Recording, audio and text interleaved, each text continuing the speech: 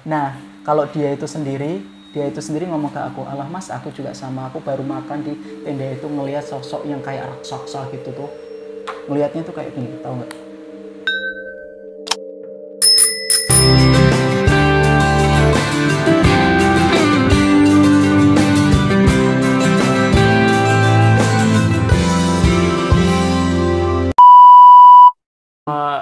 Ibu tuh, aku digendong di belakang. Nah, aku lihat ada di tempat duduk di pinggir lapangan. Nah, itu ada sosok putih, pokoknya putih lagi duduk. Tapi aku nggak tahu itu putih ya? Iya, aku nggak tahu itu tuh sosoknya apa, karena aku cuma lihat ya kayak segi empat gitu, segi empat tapi putih lah sambil duduk. Enggak, aku nggak tahu itu hantu apa karung gitu. Tapi yang jelas itu kayaknya nggak mungkin sih ada karung yang simpan malam-malam di situ. Ya, mungkin ya waktu kecil lihat. Anak kecil itu kan biasanya teman-teman. Ya, tapi kalau udah dewasa kayak gini, sebenarnya aku nggak takut sama yang namanya hantu ya. Nggak takut. Nah, betul. Waktu aku tinggal di Sonyaragi tuh, sering malam-malam sendirian malah masuk kuburan. Dan ternyata kalau saya sadari ya, yang bikin kita takut itu bukan sosoknya sih, tapi suasana. Iya, betul. Suasana. Kengeriannya. Ya seperti yang Mas Fauji tadi naik gunung, suasana dingin, udah di hutan, udah ini, udah pantas ya ngeri gitu loh. Tapi kalau di kota, di kuburan di kota ya biasa aja. Aku malah jadi tempat nongkrong malah kuburan. Tapi jujur ya, dari pengalamanku yang aku ceritain tadi itu memang dampaknya sampai sekarang gitu, jujur. Ya, aku jujur aja sampai sekarang kalau aku melihat sosok itu entah di film atau di dunia nyata, aku masih belum berani untuk secara langsung melihat itu. Bahkan maaf ya, ketika keluarga dekatku meninggal sekalipun, aku nggak berani melihat. Mohon maaf, bukan karena nggak mau melihat keluarga atau gimana, memang ngeri aja sih itu. Mungkin karena pengalaman untuk kejadian itu. Alhamdulillah sih aku pas waktu naik gunung nggak ngelihat. Kalau aku sih biasa aja sih. Kalau lihat misal ada keluarga meninggal terus udah dibungkus warna putih itu ya, aku tetap pegang. Nah, aku kemarin pas dia bayangin soalnya. Nah, pas ada kan kejadian adik saya meninggal kemarin di rumah sakit. Kita udah tiba di sana, udah di atas meja, udah dibungkus kain kafan, udah tak pegang kayak gini aja. Kok jadi Ya sebenarnya bukan takut sih, mungkin ngeri. Sebenarnya Viv, kalau sesama pendaki kita kan juga sharing obrolannya kayak gini ketika udah di bawah ya. Nah, di tempatnya Mbok Yem itu kan sampai habis dari puncak terus nginep di tempatnya Mbok Yem. Aku tuh kapok sebenarnya nginep di tempatnya Mbok Yem karena di dekat puncak gunung dinginnya Masya Allah, entah itu -1 berapa, pokoknya dingin banget. Tidur dari maghrib sampai subuh nggak bisa tidur sama sekali, nggak bisa tidur. Kita dari maghrib sampai setengah 8 malam itu udah kayak berhari-hari gitu loh, Viv. Aduh ya Allah, ini lama banget. Masalahnya harusnya kan kita itu kan bisa jalan kaki turun gitu lah, turun aja biar lebih hangat atau apa. Teman-temanku pada takut melewati pasar Dieng itu tadi karena apa? Karena mereka terlalu sering mendengarkan hal-hal yang kayak gini itu tadi, hal yang horor-horor. Jadi itu apa ya, tersugesti sebenarnya. Iya, tapi memang tidak bisa dipungkiri bahwa goib itu memang ada. Betul sekali. Sebagai umat Islam kita harus percaya yang namanya goib itu. Ditambah aku akhirnya pas pulang dari sana juga ada pesareng. Alhamdulillah Mas, kamu nggak ngelanjutin turun, soalnya kan ya posisinya kan juga teman-teman, ya kasihan sama teman-temanmu lah. Maksudnya kalau di gunung kan lebih brutal ya. Mungkin kekuatan mereka mungkin lebih kuat atau apa ya, jin-jinnya itu. Jadi takutnya terjadi kenapa-napa, ya wes mendingan bermalam aja di sana, baru paginya turun. Pas turun nih Viv, pas turun sampai bawah, sampai yang tadi ada kayak kolam pemandian yang di bawah itu, di sendang apa itu, ngobrol lah aku sama pendaki-pendaki yang lain, sama ibu-ibu yang jualan di situ.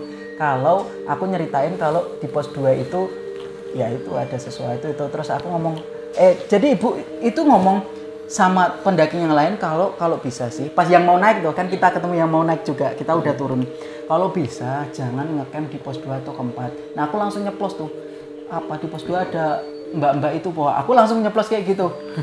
Ketemu Mas, aku langsung digituin. Ketemu yang tadi itu tiba-tiba ngilang-ngilang itu tadi dah. Nah gitu. Tapi terus nggak jelas kan sosoknya? Nggak jelas. Cuma Viv, di situ aku ketemu sama pendaki lain juga yang itu dia itu ada di pos 5.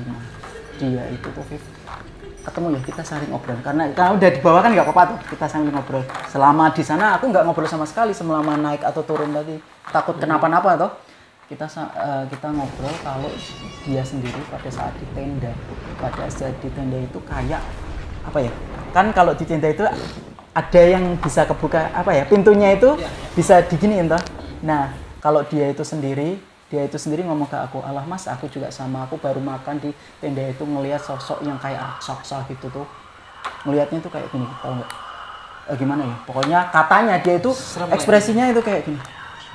Bentuk-bentuknya itu mirip-mirip kayak mirip kayak kamu tadi yang bentuk kayak entah segitiga tapi gimana ya? Bentuk seperti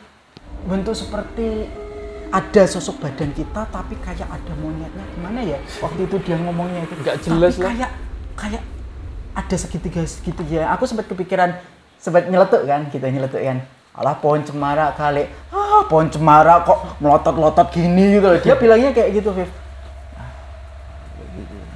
Kayak gitu, tapi ya itu juga tidak begitu membuat takut sih, soalnya pokoknya beda, kalau udah di gunung itu beda, kita tuh nggak setakut yang kalau kita diceritain sama orang gitu loh.